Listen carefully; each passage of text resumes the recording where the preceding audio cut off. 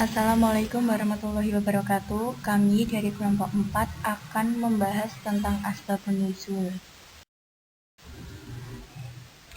Apa itu asbabun nuzul?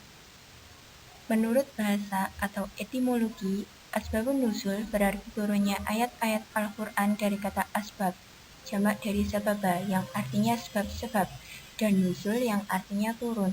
Jadi, asbabun nuzul adalah suatu peristiwa yang menyebabkan turunnya ayat-ayat Al-Quran baik secara langsung ataupun tidak langsung.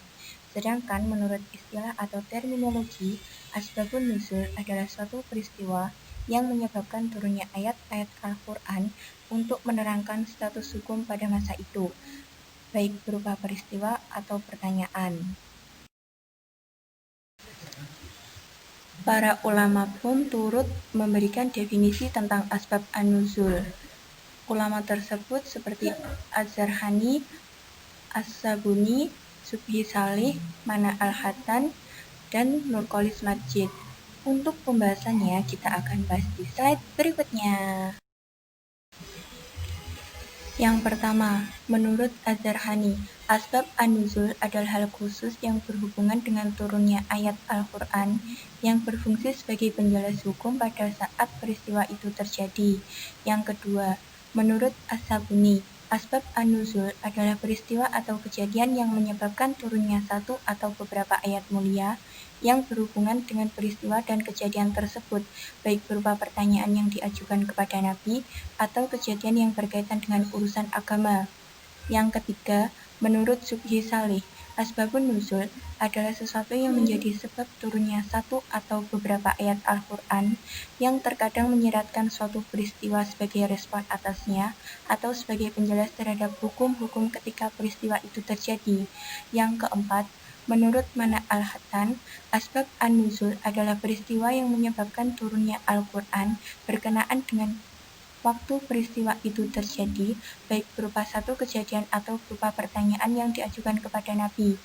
Yang kelima, menurut Nurkolis Majid, asbab an-nuzul adalah konsep, teori, atau berita tentang adanya sebab-sebab turunnya wahyu tertentu dari Al-Quran kepada Nabi SAW, baik berupa satu ayat, satu rangkaian ayat, maupun satu surat.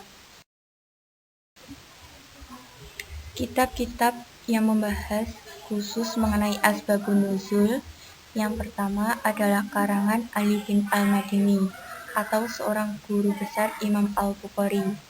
Yang kedua, kitab karangan Al-Wahidi yang isinya diringkas oleh Al-Jabari. Yang ketiga, kitab karangan Syekh Islam Ibnu Hajar. Dan yang keempat, kitab karangan Al-Suyuti yang berjudul Lubab Al-Nuhul fi Asbab Al-Nuzul. Pedoman mengetahui asbabun nuzul. Menurut Al-Suyuti, riwayat tabi'in dapat diterima dalam periwayatan asbabun nuzul apabila tabi'in itu merupakan imam-imam tafsir yang mengambil tafsirnya dari sahabat Nabi SAW seperti Mujahid, Ikrimah, Sa'id bin Jabir, atau apabila didukung oleh riwayat lain. Kaidah-kaidah yang berhubungan dengan asbabun nuzul. Di kalangan para ulama terjadi perdebatan apakah yang diiktibar itu umum lafaz atau khusus sebab. Menurut pendapat yang lebih sahih, yang diiktibar itu ialah umum lafaznya. Faedah asbabun nuzul. Pertama, membawa kepada pengetahuan tentang rahasia dan tujuan Allah secara khusus mensyariatkan suatu hukum. Kedua, diketahui pula bahwa sebab turun ayat tidak pernah keluar dari hukum yang terkandung dalam ayat tersebut, sekalipun datang mukhassisnya. Ketiga, membantu dalam memahami ayat dan menghindarkan kesulitannya. Keempat, dapat menolak dugaan adanya pembatasan. Kelima, diketahui nama orang yang turun ayat padanya dan menghilangkan kesamaran yang bisa membawa kepada penuduhan terhadap orang yang tidak bersalah. Sekian presentasi dari kelompok kami. Apabila ada salah kata, kami mohon maaf. Wassalamualaikum warahmatullahi wabarakatuh.